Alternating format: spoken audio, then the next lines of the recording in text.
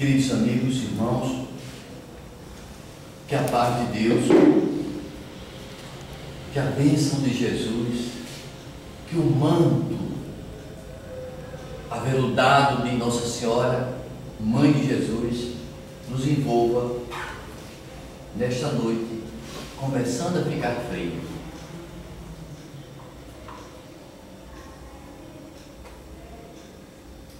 Uma das questões que existe no nosso inconsciente, que não é preciso ninguém ensinar, nem discutir, é da existência de uma alma gêmea a nossa. Está no inconsciente coletivo, definido por Carl Jung, inconsciente coletivo. É uma verdade que passou de geração em geração e sem que ninguém ensine. Dentro da gente existe aquela busca por alguém que preencha a nossa alma. O próprio codificador do Espiritismo, Allan Kardec, ele diz nos seus comentários no Livro dos Espíritos que todo ser humano busca encontrar um coração que se identifique com o seu, e que essa identificação proporcionar-lhe-á uma alegria prévia do que será a felicidade eterna.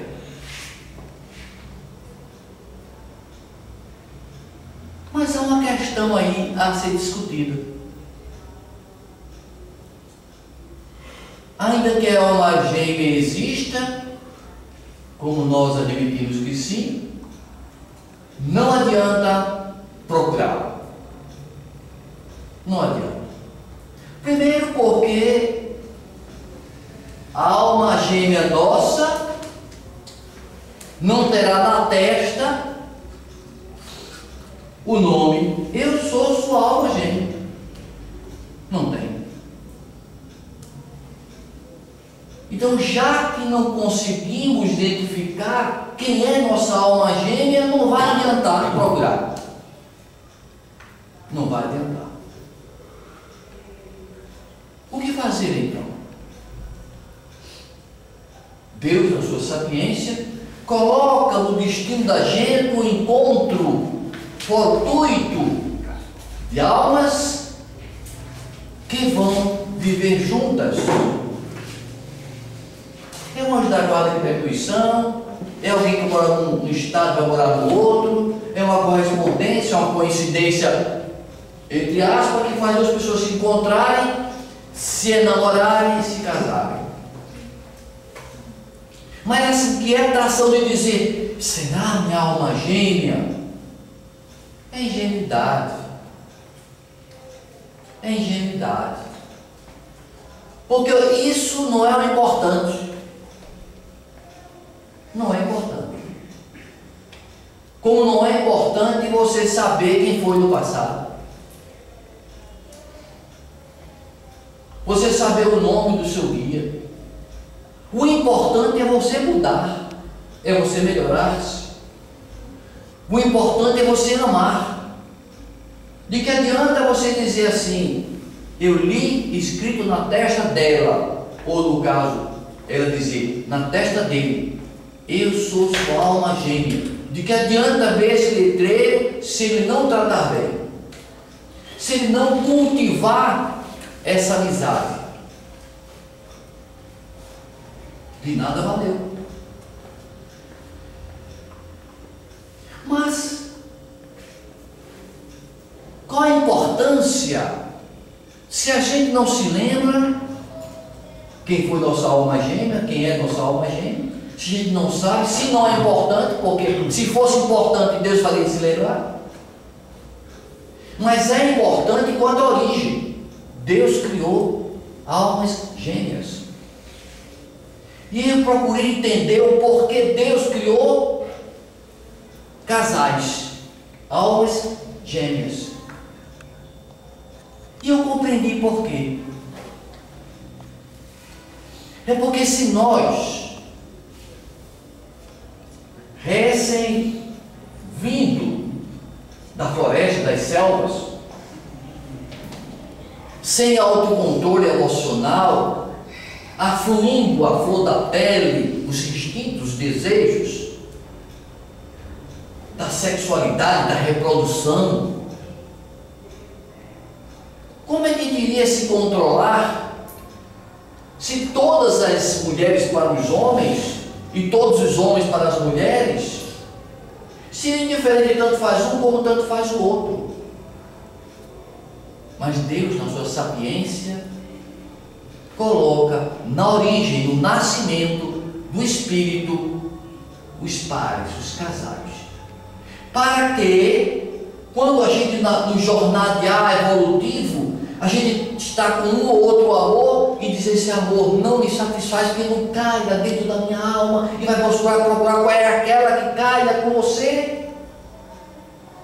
E nessa busca você aperfeiçoa valores, você sublima a paciência, cresce nas virtudes,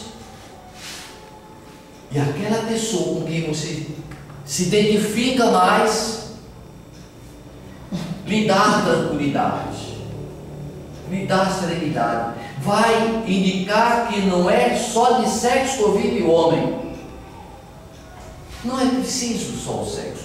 O sexo é necessário, o sexo é importante, o sexo é belíssimo, é a criação de Deus, mas ele é um caminho para o amor.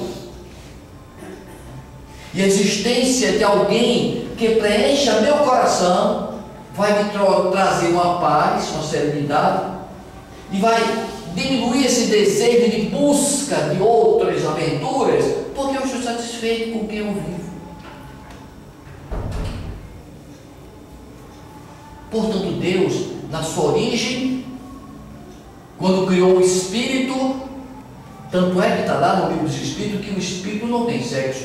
Ele criou o Espírito com atração, um Espírito, atração pelo outro Espírito. Quando reencarna, sim, aí toma a posição de homem e mulher, macho e fêmea. Mas no espaço, são almas, são espíritos que se atraem. Nesse processo das vidas, a gente busca aquela pessoa que vai nos preencher. Essa busca tem que ser trabalhada. Em outras palavras, uma vez que a gente não sabe exatamente se a pessoa que estamos vivendo, se a pessoa que estamos namorando, se a pessoa que estamos paquerando, se é aquela alma da origem, se não sabemos, vamos fabricar a nossa alma gêmea. Vamos transformar a pessoa com quem vivemos em nossa alma gêmea, ou seja, alguém que preencha nossos sentimentos, que apazigue meus impulsos, que traga paz e harmonia para o meu lar, para meu coração. Quem pela primeira vez eu vi citar a criação do Espírito foi Carlos Torres Pastorinho. Ele diz que Deus criou o Espírito em pares, como se fossem, digamos assim, gêmeos. Uma mãe só gerou gêmeos univitelinos. São gêmeos que se amam, que convivem bem, que têm atração pelo outro, são parecidos, são idênticos, são semelhantes em tudo. Todavia, quando crescem, cada um toma seu destino. Assim é a alma gêmea. Nós, na origem, fomos atraídos para uma pessoa, mas no passado, nos milênios evolutivos, nós caminhamos para quê? Para amar todo mundo.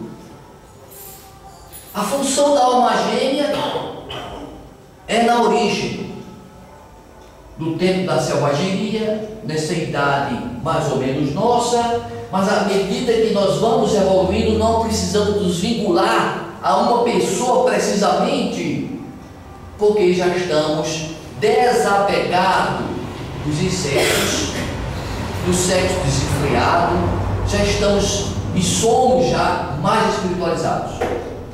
Como exemplo, citaremos assim alguns casos, como é o caso de Públio Lentulus Cornélio, que é irmão do guia que era de Chico Xavier.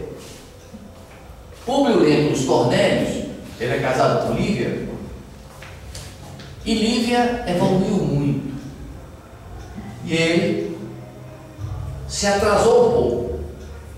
Eram almas gêmeas, mas não era para estar pregado no outro. Ela evoluiu, foi morar no outro planeta, que ele, Emmanuel, quando quer vê-la, faz uma viagem para o outro planeta. Ou seja, a alma gêmea é só no berço, quando Deus fez. E Tony Pastorino conta que isso está, sabe onde? Na Bíblia Sagrada. Pegar o livro Gênesis, capítulo 1 de Gênesis, versículo 27. Tem lá escrito o seguinte: e Elohim, que é Deus, e Elohim criou o homem à sua imagem e semelhança. E nós, que somos espíritas, sabemos que Deus, qual é a imagem de Deus? Espírito. Deus é Espírito. Quando Deus fez o homem à sua imagem e semelhança, criou o quê? O Espírito humano. Deus é Espírito e criou o homem à sua imagem e semelhança, criou o Espírito. Por isso que nós somos filhos de Deus e somos destinados à perfeição, porque somos semelhantes a Deus quanto a sermos espíritos. Deus é Espírito, nós somos espíritos. Nós tivemos origem e Deus não teve origem. Então Deus fez o homem à sua imagem e semelhança, macho e fêmea os fez, no estado de espírito. Então Deus cria o espírito com a vibração de atrair um pelo outro, para que isso seja importante na vida. A gente precisa de alguém. Isso é consolador, porque a gente imagina às vezes: eu vivo sozinho no mundo, eu sou abandonado por ninguém vai gostar de mim. Mas nós sabemos, está lá no Gênesis da Bíblia Sagrada, Jesus dizendo, Deus dizendo: não é bom que o homem viva só, vou conseguir para o homem uma ajudadora.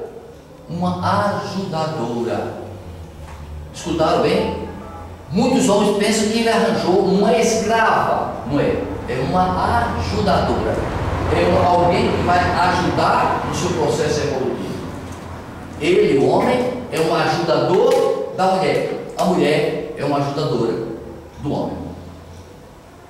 Essa polêmica de qual é o mais importante, se é o homem, se é a mulher, é ignorância nossa, extrema ignorância. Tem uma passagem interessante que está nos contos, como se fosse uma lenda, de Gamaliel. Gamaliel era o mestre que ensinava Saulo de Tarso, aquele grande Saulo que se transformou no apóstolo Paulo, das epístolas de Paulo do Novo Testamento. O mestre dele, o guia dele, o instrutor dele, chamava-se Gamaliel. E Gamaliel contava o seguinte: que o rei chamou um sábio, o senhor realidade, já arquitetando uma pergunta para deixar o sábio atrapalhado, e disse para ele, eu andei lendo a Bíblia, e na Bíblia conta que Deus botou Adão para dormir, arrancou uma costela de Adão e dessa costela fez a mulher.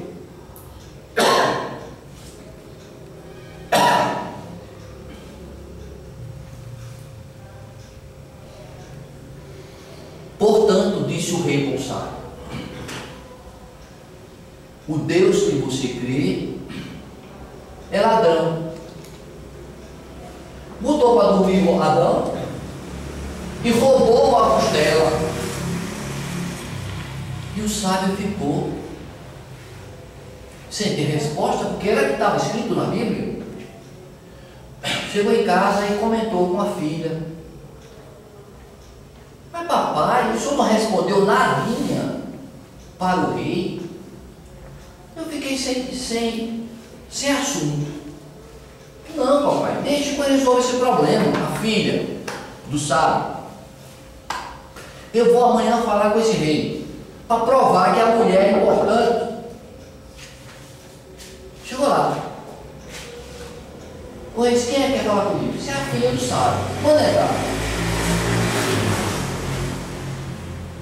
O que é que você quer, minha jovem? Você não vem fazer uma queixa. Uma queixa-crime. Isso foi o que aconteceu. Majestade, ontem à noite, não é quando entrou ladrão na minha casa, na nossa casa, mas se aconteceu isso, foi. Entrou um ladrão. E nós tínhamos um jarro de valor inestimável, que era muito antigo, de família, e todo de prata, caríssimo. E o valor sentimental, nem se pensar. Roubou o jarro de prata. O rei levantou-se, disse: apronte-se para ir à casa lá para verificar. Disse: não, deixa eu concluir a história, a mocinha. O ladrão levou, mas bem cedinho deixou outro jarro no lugar, igualzinho ao que foi roubado. Mas não tinha que botar nem tirar, igual, mesmo tamanho, mesmo desenho, só que o que ele deixou era de ouro. Levou de prata e deixou um ouro. Sim. Manda esse ladrão para cá, para roubar as coisas de prata aqui, para botar outro de ouro. Isso é muito bom. O que aconteceu, majestade? Quando Deus roubou a costela, e para uma costela que não valia quase nada, uma costela seca, colocou uma dona de casa, uma senhora responsável, para salvar a vida do homem, botou um jarro de ouro. Então nós temos realmente dentro de nosso inconsciente informações que, pelo fato de se repetir historicamente durante séculos e milênios, constatam, comprovam de serem verdades. A doutrina espírita se baseia dessa forma de pesquisas de coisas que se repetem, que são universais. A reencarnação, por exemplo, é um fato que está presente na história da humanidade.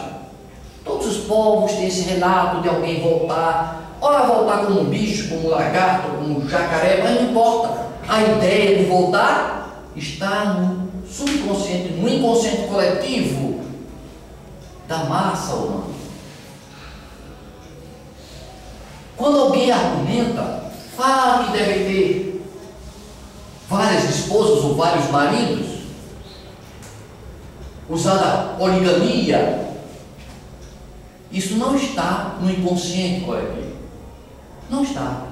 Não está porque é impossível matematicamente haver esse equilíbrio, porque uma vez que os sexos na face da Terra são mais ou menos a quantidade próxima de homens, quantidade de homens, quantidade de mulheres. Então é impossível que todos os homens tenham várias mulheres, como todas as mulheres têm vários homens. Então matematicamente se aprova que é uma necessidade de cada um ter um correspondente, pelo equilíbrio dos sexos. Pelo equilíbrio dos sexos. Portanto,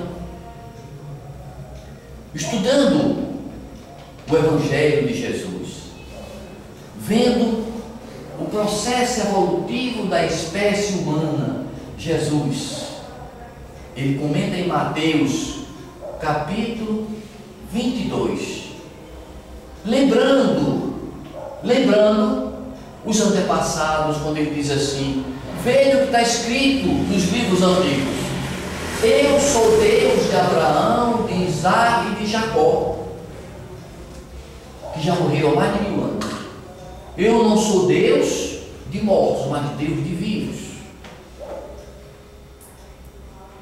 A ressurreição,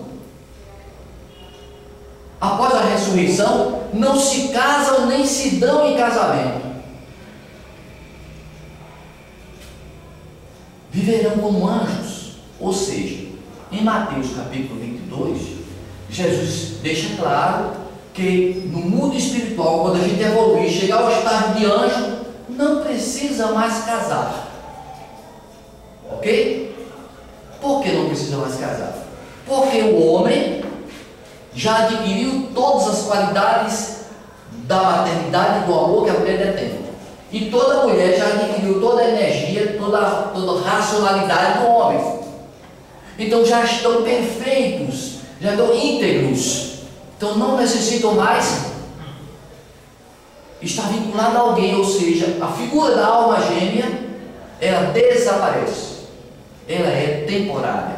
Ela é necessária, criada por Deus, para nos acompanhar na infância, da juventude espiritual, das cavernas, na Idade Média, na época atual ainda se admite, mas à medida que nós formos evoluindo, não precisaremos mais, não dependeremos mais de uma outra pessoa como se fosse nossa muleta, nosso apoio para se segurar.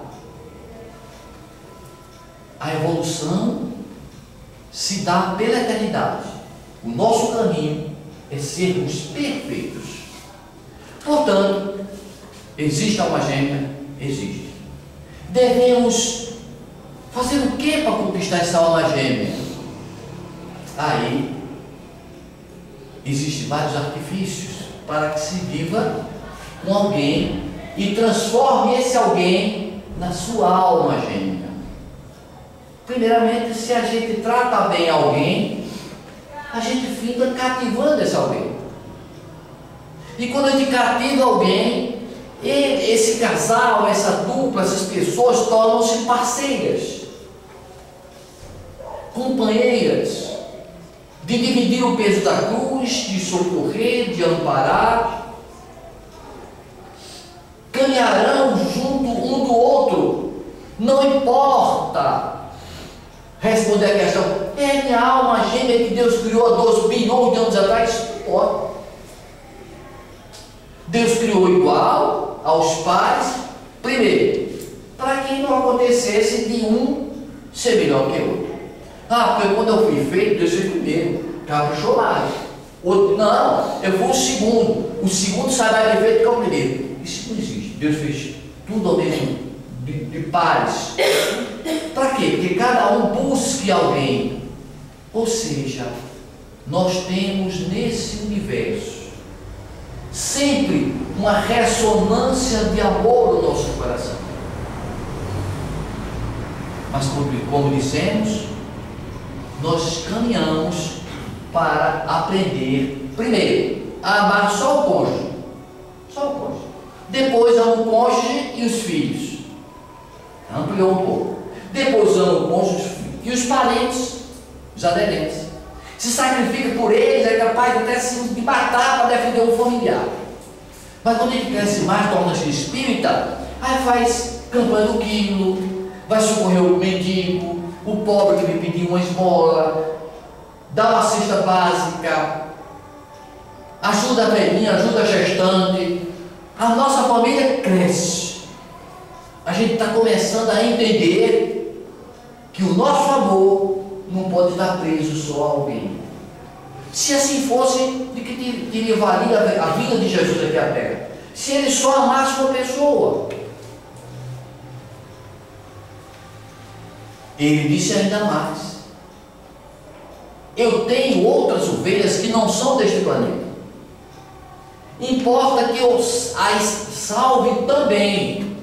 Então, o amor de Jesus por todos nós, pela humanidade inteira, ele disse: olha, mora aqui no planeta Terra pessoas que não são daqui, que foram expulsos de outros planetas, estão morando na Terra, eu vou salvar também.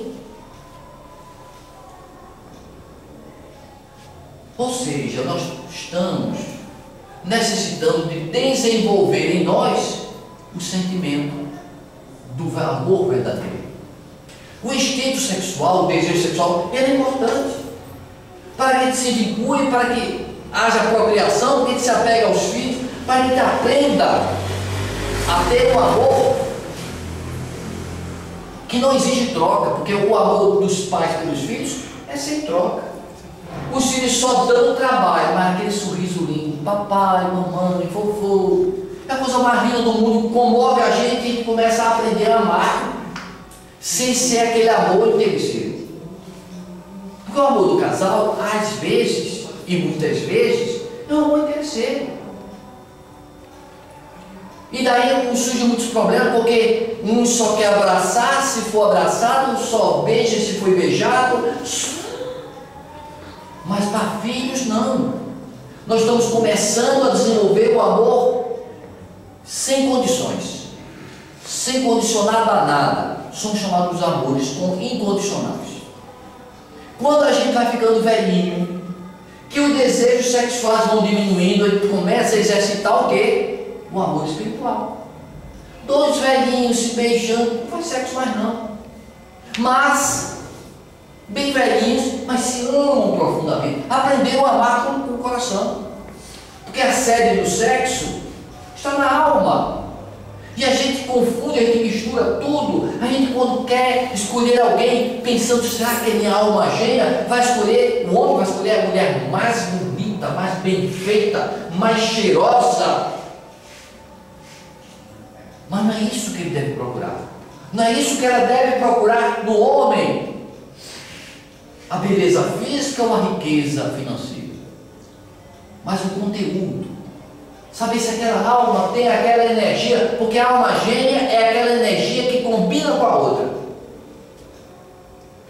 que se atrai, que se sente apaziguado quando juntos. Então, quando a gente quer escolher alguém e tenta transformar esse alguém na nossa alma gêmea, vai buscar o conteúdo. Será que aquela pessoa com quem eu estou conversando tem uma sonoridade da voz que lhe agrada? Tem vontade de ficar a noite toda, o dia inteiro conversando as coisas mais todas, mas não cansa nunca de ouvir aquela pessoa falar. Não se trata da aparência, não se trata do vestido, da roupa bonita, do perfume que está usando. Se é rico, se é pobre, se é rico, não importa. Importa o conteúdo. Sente-se bem atraído espiritualmente por aquela pessoa. Quando junto, parece que o mundo para. E aí, nós vimos um livro pequeno, mas extraordinário, escrito por Antoine de Saint-Exupéry, que é o Pequeno Príncipe, que quase todos nós já lemos. É um livro de nada, mas de um conceito filosófico profundamente belo, de um conhecimento de vida fantástico. Conta a história do Pequeno Príncipe, que o Pequeno Príncipe, ele estava morando num planeta chamado Planeta B612. Nesse planeta, o Pequeno Príncipe, o garotinho, tinha o trabalho de limpar 3 vulcões. Ele tinha um cabo grande com uma estopa e limpava os vulcões. Cuidava das plantações desse planeta, como é pequeno, plantações de baobás, ele cuidava. Quando um dia ele percebeu que não sabe se uma árvore passou voando e soltou uma semente e nasceu uma coisa diferente, uma planta diferente, que não era baobás. Então, como era diferente, ele disse, não vou arrancar. Ficou prestando atenção. Mas para que cresça, eu vou cuidar. Aí trouxe água, regador, botou um pouquinho d'água, trouxe adubo, ajeitou para lá, ajeitou para cá, evitou que a praga atacasse, porque senão a lagarta ia comer, não deixou a lagarta comer, foi crescendo, ficando viçosa, era um pé de rosa. É um pé de rosa que estava todo charmoso, as folhagens verdes, mas o vento muito intenso, o vento queria derrubar, a roseira se balançando, e foi, botou um anteparo, protegeu, cuidou, se preocupou com aquela rosa para que o vento não derrubasse. Ela botou o botão. O botão começou a se abrir devagarinho e abriu uma rosa linda. Ele ficou apaixonado por aquela rosa e começou a conversar com a rosa. A rosa disse: você está gostando disso? Estou. Eu também gosto de você. Eu quero dizer uma coisa para você. Você sabe que eu sou a única rosa que existe no universo? Ele ficou feliz. A única para ele. Ficou feliz. Acontece que passou um bando de aves voando, e ele, como um menino, um garotinho, um príncipe, saiu voando atrás dessas aves e veio pousar na Terra, nosso planeta aqui. Andando por aqui, olhou para o jardim, estava assim de rosas. Ele ficou com raiva. Oh, minha rosa mentirosa, disse que ela era a única do universo. Aqui tem milhares, milhares. Cada uma mais cheirosa, cada uma mais bonita. Ficou com raiva, porque eu me prendi a uma rosa, eu acreditei que ela era a única, não era a única coisa nenhuma. E saiu caminhando e ouviu a voz de um raposo. Ei, menino, eu quero brincar com você. Quem está falando? Sou eu aqui, a raposa. Vamos ser amigos? Para sermos amigos é preciso você me cativar. Ele perguntou: o que é cativar? Cativar é conquistar a mim, sabe? Como é que eu aprendo a cativar? Primeiro, preciso ter paciência para cativar. Segundo, não fale nada. Preste atenção. Fique de longe olhando para mim. Arrisque o olhinho como que está namorando, como que está paquerando, vai se aproximando, e a gente vai se tornar pessoas amigas. Porque você terá me cativado. Eu sou uma raposa. Se você olhar assim para as raposas do mundo todinho, você vai olhar que todas as raposas são iguais. Mas se você me cativar, eu vou ser uma raposa diferente, a única que você criou. A mesma coisa. Rapazinho como você, o mundo está cheio, tem milhares. Mas se eu lhe cativar, você vai ser único para mim. Mas, que legal. Então, eu vou lhe dizer um segredo. Só se vê bem com o coração. E aí, essa afirmativa é importante para nós. Se nós queremos identificar a nossa alma gêmea, só se vê bem com o coração. Quando olhar para alguém, não olhe para a aparência física, olhe para o coração. Olhe para a alma, o que aquela alma tem de bem e de bom para lhe dar. Que energia boa que a pessoa tem para lhe transmitir.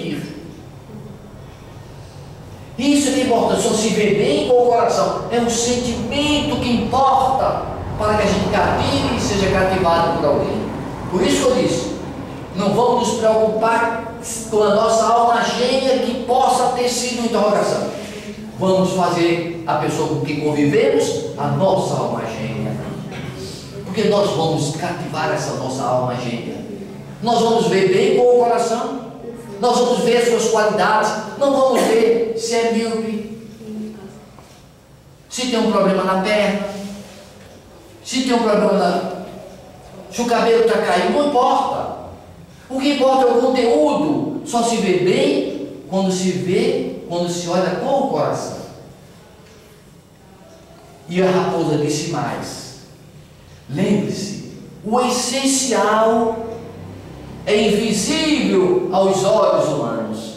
O que é essencial a gente não vê, porque o que é essencial é divino, é sagrado, são as virtudes, são as qualidades.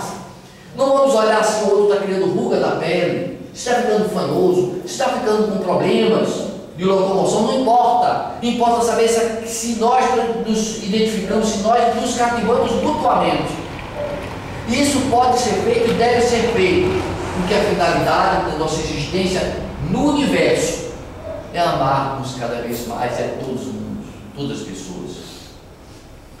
Aí o pequeno príncipe disse: raposa, pelo que você está dizendo, a minha rosa do planeta B612, quando disse que era única para mim, ela disse a verdade, ela é única, porque eu vi milhares de rosas aqui, mas para mim tanto fazia uma como a outra, mas aquela é diferente. Eu cuidei, eu cativei, eu tratei dela, eu amei. Ela é única para mim. É a alma gêmea, minha alma gêmea, essa rosa. É minha alma gêmea. Portanto, é esse caminho que nós precisamos trilhar. Esse caminho do trabalho de cativar. E nós precisamos aprender a cativar. Aprender a amar desinteressadamente aquela pessoa que está próxima de nós. A ver valores, a fazer elogios, a evitar críticas absurdas. Pessoas que se detêm a ver defeitos, a acusar problemas. Mas está lá no Velho Testamento que Deus fez o homem à sua imagem e semelhança, macho e fêmea o fez, e não é bom que o homem esteja só. Então Deus nos concedeu essa possibilidade de, como espíritos, nascermos. E Deus fez o homem do pó da terra, do ar. Querendo dizer a Bíblia Sagrada que a nossa origem vem do mineral. Nós evoluímos do mineral. E quando diz que Deus fez o homem de uma costela, é simbolizando que deve um casal viver unido. Nenhum ser escravo do outro. Ser um cooperador do outro. Ajudador do outro no processo da evolução. Em primeiro lugar, os valores espirituais. Em segundo lugar, os valores materiais. É mais importante ter paz de consciência do que dinheiro no banco. Tem gente feliz e alegre vivendo debaixo de uma ponte. Portanto, não nos preocupemos em saber quem é nossa alma gêmea. Nós vamos trabalhar para criar a nossa própria alma gêmea. Vamos cultivar, vamos cativar aquela pessoa com a qual nós convivemos, para que esse convívio se torne gostoso, para que se torne aquela pessoa para nós e nós para essa pessoa únicos, porque amamos desinteressadamente. Portanto, está aí a lição do Evangelho, está aí a lição de Deus, para nós trabalharmos nosso sentimento e evoluirmos. Nos céus, nem se casa, os anjos nem se casam, nem se dão em casamento. Não tem mais alma gêmea quando chegar a santificação de anjo, arcanjo. Isso não existe na casa. Não precisa. Jesus não é homem, não é mulher. É o Espírito pleno. Deus não é homem, não é mulher, é Espírito pleno. E nós caminhamos nesse processo evolutivo nessa direção. Mas temos muito chão para pisar. Temos muita coisa a fazer. E temos que exercitar ainda muito mais para um dia chegarmos a esse estágio de evolução plena. Eu vou encerrando aqui para a gente poder conversar com perguntas, uma pergunta e resposta. Ele pediu para gente dar um espaço, a gente está encerrando para a gente abrir para trocar algumas ideias, esclarecer alguma coisa. Logo depois dessa troca de ideias, das perguntas, você faz a prece final. Pois não.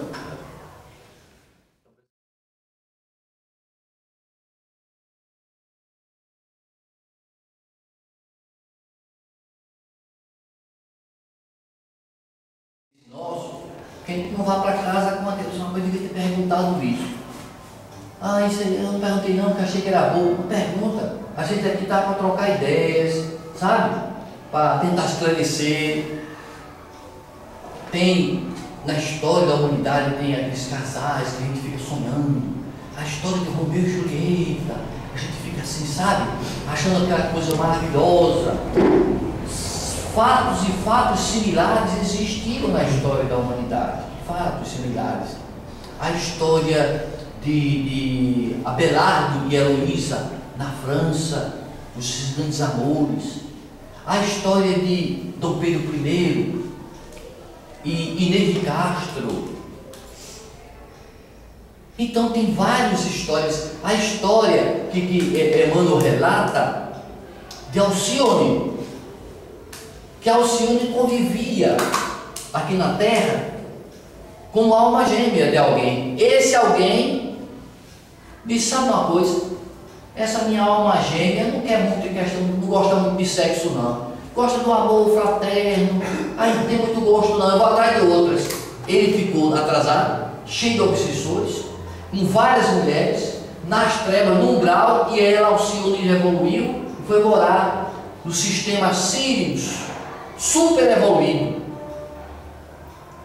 Ou seja, não existe, quando falar em alma gêmea, não existe essa história de dizer assim, alma fulana e alma gêmea é metade. Não. Se você for a metade de alguém, você sozinho é só a metade. Ninguém é metade de ninguém. O que complementa são sentimentos, mas nós somos seres completos. São seres completos. Não há essa questão de metades eternas, não. São pessoas que se identificam vibratoriamente, se sentem felizes próximos, mas são íntegros, são plenos.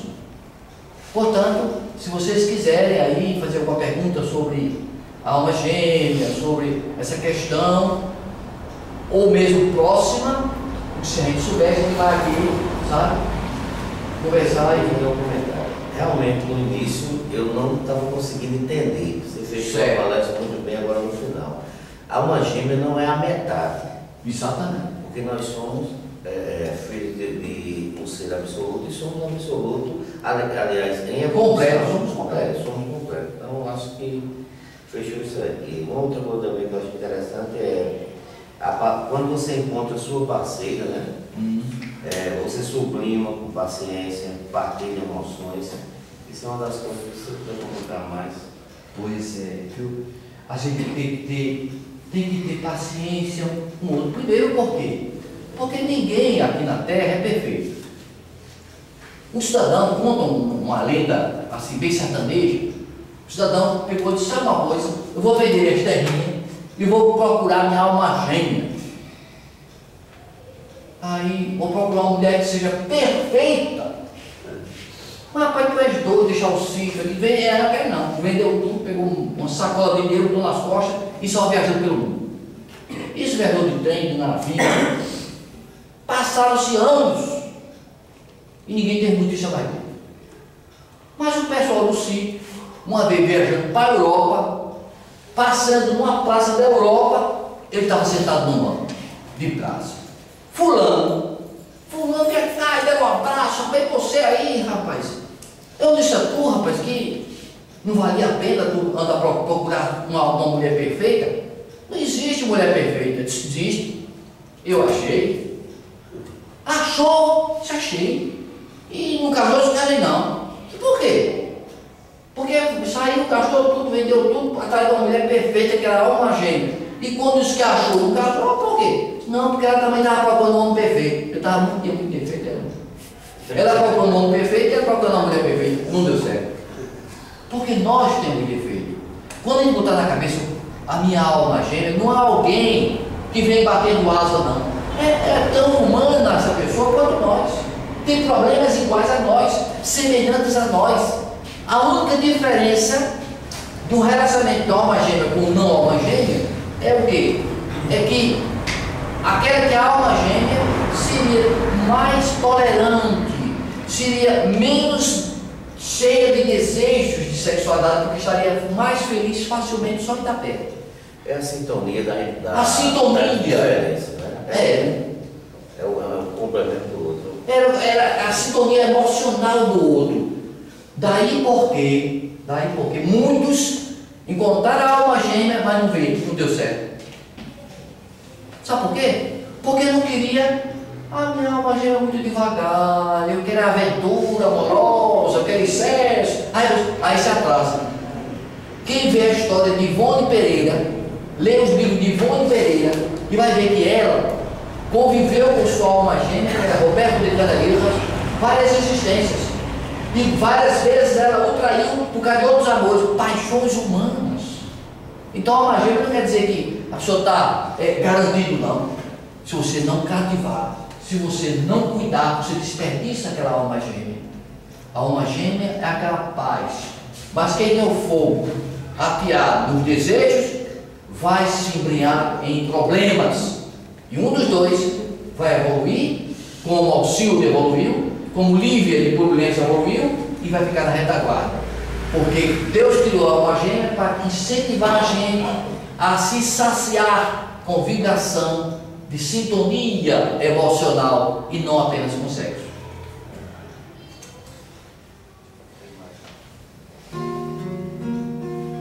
A tua vinda aqui à Terra foi em atendimento às nossas rogativas silenciosas.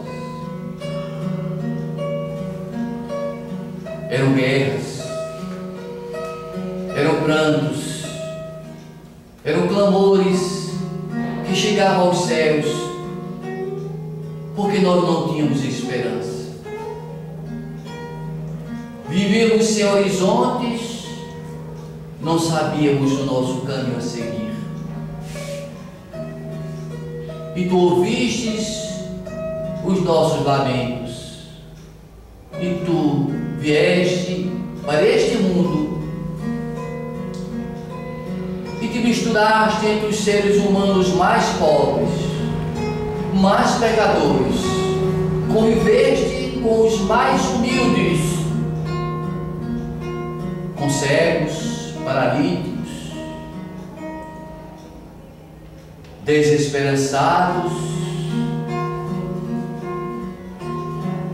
Tu não quiseste morar em palácios, nem conviver com os famosos e poderosos do mundo. Escolheste os descalços, os simples de coração. Senhor Jesus, graças a essa tua grandeza e esse teu desapego, é que temos agora o teu Evangelho, que nos ensina o caminho da humildade, em que nós nos guiamos pelos teus exemplos e procuramos, Jesus, fazer o que fizeste, ensinar o que nos ensinaste, exemplificar o que exemplificaste. E tu, Jesus, somente tu, no silêncio de nossas orações, dos momentos mais difíceis, tu estás ao nosso lado. Tu não perguntas que religião nós temos, tu esperas apenas que a emoção e o desespero tome conta de nós, para tu atender os nossos chamados. Obrigado, Jesus, porque existes tomando conta de nós. Cuida, Jesus, das almas sem fé. Cuida, Jesus, dos criminosos, dos tarados, dos viciados, dos desesperançados que não confiam, não têm fé, que não têm nada. Tem piedade deles, Senhor, porque nós já fomos assim e nós aprendemos a amar um pouco contigo. Abençoa, Jesus, cada dia de nossa vida, que nós possamos aprender a amar os nossos semelhantes como tu ensinaste que devíamos amar. Amar nossa companheira, nosso companheiro, a aprender a amar a todos indistintamente, porque contigo, Jesus, aprendemos que todos somos filhos de Deus, e esses todos que aqui moram no planeta são irmãos nossos. Portanto, Jesus, faz com que cada um de nós alcance os planos luminosos da vida. Cada um de nós possa seguir os teus exemplos e possa crescer em fé, em esperança e em caridade. Que tua bênção e tua paz se faça sobre todos nós, hoje e sempre.